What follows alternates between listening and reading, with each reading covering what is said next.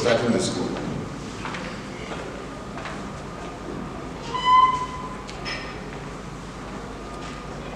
But we persisted, and we continued.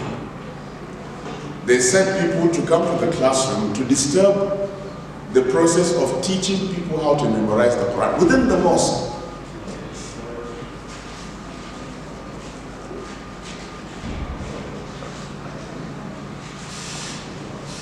It was then that the people who were the caretakers of the building that Al-Hajj Ibrahim Khan donated to Islam. May Allah have mercy on him. They said, come, we have classrooms, come and use them for a fee, and we accepted. That school flourished and became great within Abuja. There were 21 classrooms, all filled to the brim with students. Anywhere there was this national Quranic recitation competition, we were there to choose the best of the participants and to take them to Abuja.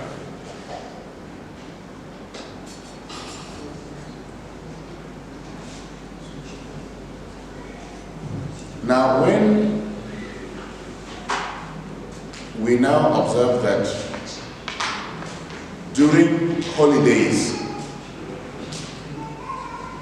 students would come from every part of the world, especially in Abuja, and these students have no access to Islamic education where they were. So we introduced another program that we called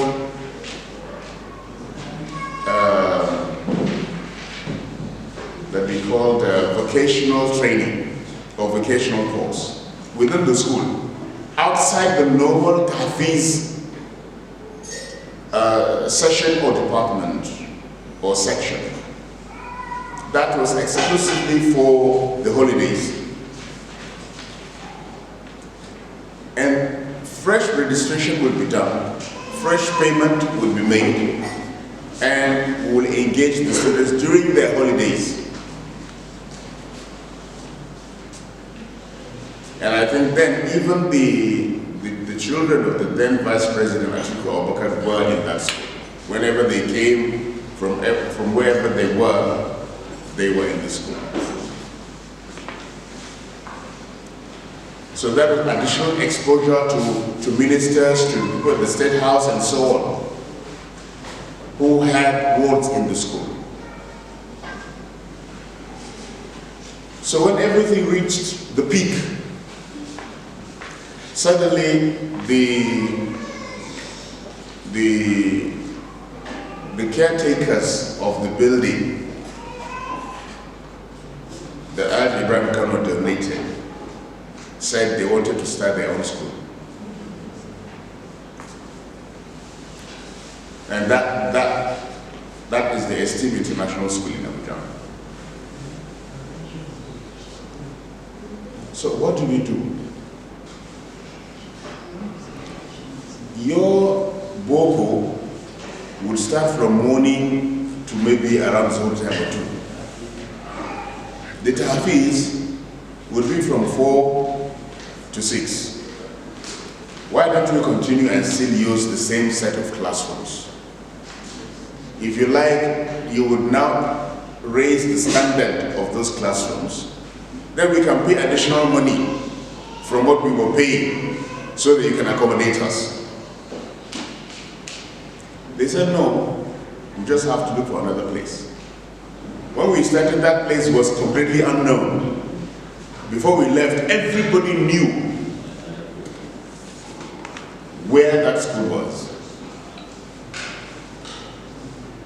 So we tried everything. The owners of Esteem said, no, you can't. You have to leave. So we called on the parents We had a meeting. This is our problem, what do we do? So when we saw that there was no solution,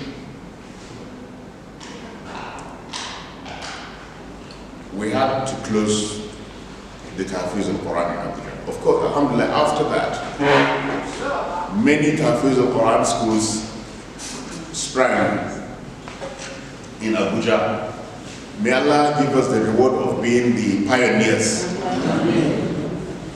But will life end there? Why did we start the school? We started the school because we wanted to bring honor to ourselves and some level of dignity. We have what to offer to the society. Pay us before you get that service. And they were paying. One of the ministers in Abuja gave us a land at a very strategic place in Abuja. And I said to the parents, we have a land, why don't you build the school? And of course, to be fair to all, including the parents, this thing came suddenly. We didn't expect to be pushed out of the place. But the owner said, no, you have to go because we want to start our own school. So that door was closed. And one of the lessons of this story is whenever a door is closed, don't allow yourself to be stranded. Open another one. And Allah will help you to do that. And nobody can tell you or teach you what to do. You have to look at your circumstance and then create that opportunity and work towards it. That was how we now started the Hajj and Umrah business, Commercial Travels and Tours Limited. When you are starting a business as a sister in Islam and as a brother Imam,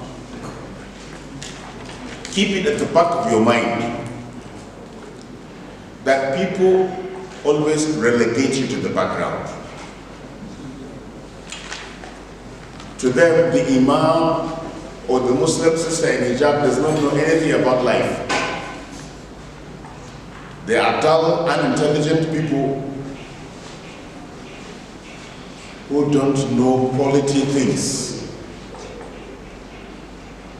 Because everything associated with the mosque or Islamic scholarship is either sadaqah or something that is just fi sabilillah. People do not know the meaning of fi sabilillah. So because it is fi sabilillah or because it is for Islam, it has to be, despicable. That is the right word. It has to be despicable. Lowest of the low, no honor, nothing. That was why they could not understand why we charged 5,000 about 28 or 27 years ago in Abuja to impart Islamic education to people. Why ask that much? Abu Qurani? Yes, Abu Qurani, but how can that be sustained? So whenever you are dealing in business, as somebody coming from the Islamic background, you must aim for quality and clear the cobweb in people's psyche about Islam and those people working for Islam being relegated to the background.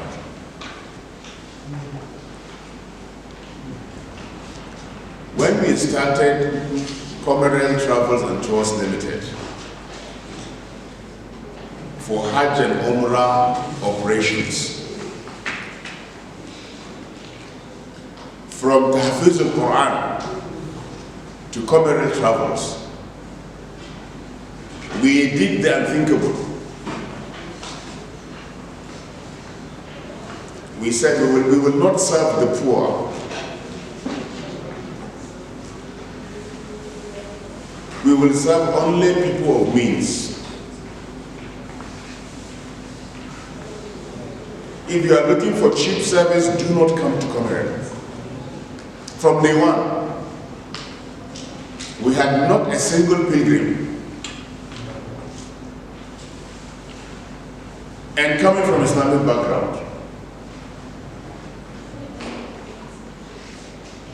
So this is crazy. So it seemed at the time. And for about 3 or 4 years after the commencement of the operation, it really was crazy.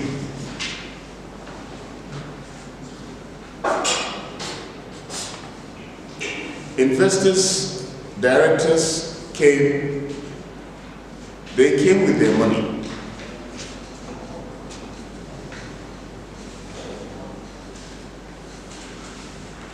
And we looked for, this is now part of the details that were not in the first lecture.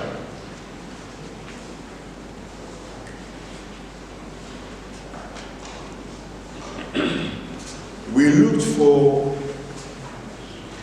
a similar company in the United States of America, Dar es Salaam, America. These are people that will give you first-class service in Hajj and Umrah.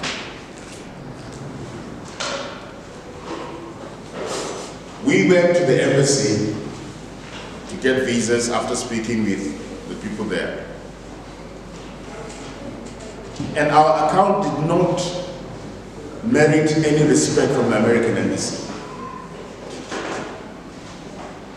So no visas were issued to us. Visas declined. So Dar es Salaam, America said, now, since you are in Africa, why don't you go to Dar es Salaam, Egypt? Egypt is there. We are a sister company. The senior brother of the same family